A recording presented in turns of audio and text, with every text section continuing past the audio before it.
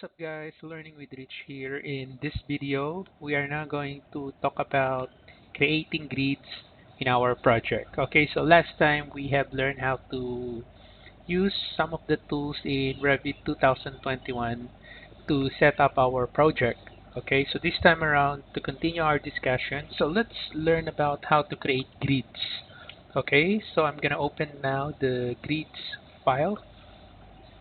Then I'm going to show you how to create grids. So it's pretty simple. It's just like you're also creating a level, but the difference between the grid and level, the level you can only create that in elevation view or section view. So as you can see, if you're on the floor plan, so you will not be able to use your level. Okay. For the grid, the shortcut is GR. You can create grids on the floor plan or section or elevation. So as you can see, if I go to the elevation view, like for example to my south elevation, so as you can see, I can still create here a grid. Okay, so unlike your level, you can only create that, of course, logically in your section view or elevation view. Okay, so let me just open my level 1. So this is where I'm going to create my grids. So to start with, I can type GR, or you can just select the grid tool here. So you just select that one. And then as you can see, you have options here for creating your grids. It's either you create a line. Okay, like you are just going to pick 2 points like that. You just need to pick 2 points. Or you can also create grids that is arc shape. And then this one is also arc shape, and then the other one is pick lines options, so which is what I'm going to use. And take note, you also have here multi-segment grid. Okay, but for this one I'm just going to use the pick lines option. So I'm going to select the pick lines option, and then as you can see on your options bar, you also have an option here to specify the offset distance, or if you want to lock it. So for the meantime, I'm just going to use the default settings. So I'm going to use the peak lines option without an offset distance. So for this one, I'm going to place my grid at the midpoint or the center of this wall. So you just need to zoom in, and then as you can see, there's the center line. So you just need to pick, and then there you go. So there's now your grid. So it's just the same as your level. It also has the characteristic wherein you can turn off or turn on the grid bubble, and then you can also lock it, and then you can also drag that if you want to move it away so that it will not block your elements here, which is what I'm going to do. So I'm going to hover my pointer to that small circle, and then I'm just going to drag it up. Okay, just like that. And then I select here modify. So there you go. So what I'm going to do is I'm just going to click again that grid, and then to tidy up I'm going to click that small circle, drag it down just like that. Okay, so for this one I'm just going to move the elevation like this. I'm going to select that, and then I'm just going to move it up, just drag up. Okay, so same with this one, so I'll just select and then drag down. Okay, it's probably the same as this one. So select, and then this one here, just like that. Okay, so let me just select this grid, and then let me show the bevel. So just select that. There you go. So take note that if you want to change this from numerical to alphabetical, so you just need to click that, and then you click again, and then you can specify here whatever name that you want on your grid. And take note that aside from clicking here, you can also go to the instance property of that grid and then change it. Okay? Anyway, so I'm just going to click that, tidy up a bit. Okay, and then let us continue creating our grids. So to create another grid, you can copy. Okay, you can select the grid, and then select the copy tool. And then again on the options bar, you have here constraint, wherein the movement will gonna be like ortho in AutoCAD, wherein the movement is only horizontal and vertical. You'll not be able to go to an angle if you turn on the constraint. And then you also have here an option to copy your elements multiple times, because if multiple is unchecked, you can only copy it once. Okay, so let me check the constraint here. Let me check the multiple. Okay, and then I'm going to select the base point just somewhere here. Okay, and then I'm just going to place it here. So let me just hover my pointer just to snap at the center line of that wall. So I'll just click. There you go. So I'm just going to continue copying my grids.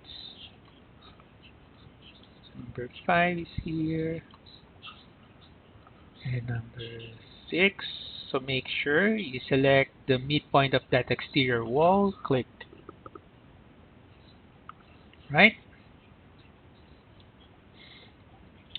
Okay, and then if you want to create another grid here, like for your grid 7, so you can specify the distance. Okay, so as you can see, every time you move your pointer, there is a temporary dimension that appears, so you can type the distance. So let's say, for example, I'm going to type here 18, or you just need to pick, once you see the 18 feet, you just pick, or just hover your pointer, move your pointer to the right, and then just type 18 and then enter. There you go. So there's your grid number 7, for example. Okay. Now, if you want to put your grid, like for example, at the center of this arc here, okay, so what you can do is you can create another grid. Okay, so you can create another grid. For example, I want to create an arc grid here. So I can select again the grid tool, and then I use the peak lines option, and then for this one I'm gonna put here an offset distance of let's say 6 inches. So I'm going to type 6 inches and then enter, and then I'm going to move my pointer to that arc part and then click. Okay, and then after that I select the box here just to show you the double. There you go. Okay, so I can still select this one, and then I can still drag that somewhere like this so I can see it nicely. So I can click that just like that. Okay, and then what I'm going to do is I'm going to delete this, select, and then I select the delete here, or just delete on your keyboard. Just press the delete after you select. Okay, so once I delete that one, so I can create another grid. Let me select the grid. Okay, and then I'll use this one, line. Okay, and then I want to snap at the center of this arc. So what I'm going to do is I'm going to type SC. SC stands for Snap Center. Okay, you can check the shortcuts here on the Manage tab of your snap. Select the Manage tab, and then you select the snaps here. So as you can see, there's the object snap. By default, it's already checked. But if you want to be specific to snap, not snapping anywhere, okay, or not snapping to the midpoint, endpoint, you just want to snap, for example, to the center, so you can type SC. Okay, so I'm going to cancel this. I will type SC and then move my pointer to the arc, and then you will be able to see the center snap. So once you see that center snap, you just need to click, and there you have it. So you just created another grid here. So I just pick, and there you go. So of course I'm going to change this to 7 and then enter. There you go. Okay, so I'm going to pick this, drag. I want to make my grids tidy. There you go. Okay, so I'm going to create another grid here horizontally. So another way to create your grid is you just select the element and then right click, and then you can select create similar, and then you'll be able to create grid. Okay, so again I'm going to use the peak lines option. So let me pick here. There you go, just pick. We're going to arrange that later. Okay, I'll just arrange it now. So modify. So here, instead of numbers, what I want is I want alphabets, letters. So I select that. Again, I can also change from here. Change to A, for example. Enter. And there you go. So just click that. Click the box to show the bevel. Then just tidy up again. So let's say I'm going to put it here. Okay, so I want this to be letter B. Okay, so select that B. Okay, so again, I can select, right click, create similar, and then pick lines option. Okay, pick here at the midpoint of the exterior wall. So that one is, I want this to be letter A.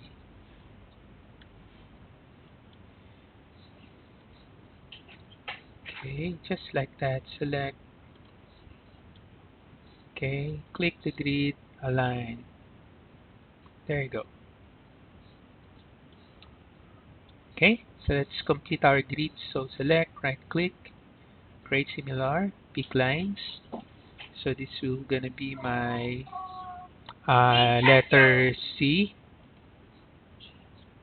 There you go. So this will gonna be my letter D. Oh no, this one D. This is my E, and then this is my F. There you go. Then again, let's fix this. Okay, let's tidy up. So just that's your C, that's your E, and then let's drag this here. That's my D. Okay, let's select this. Drag D. There you go. Okay, so let's say I want to create another grid here. Oh, so if this is F, I'll just make this G. Enter. Okay. And then if I want to create another grid here with an angle, let's say of 45, so I'll just create another grid. So select, right click, create similar. I'll pick the line tool here, pick that, and I'm going to pick here, 45. There you go. Okay, so that's my 45, and then I'm gonna pick another one here, 45. There you go. Okay, so what I'm gonna do is I'm just going to call this like if this is 7, so I'll just call this 7.1. 7.1, and then I'll just call this grid 7.2. So it's up to you, okay? Alright, so basically that's how you create your grids. So if you want, you can select all the grids. You can click one of the grids, right click, and then select all instances that is visible in view. So you will be able to select all of the grids. We have 16 grids here. And then don't forget to pin that. Okay? Pin. And there you have it. So once again, thank you for watching. Have a nice day.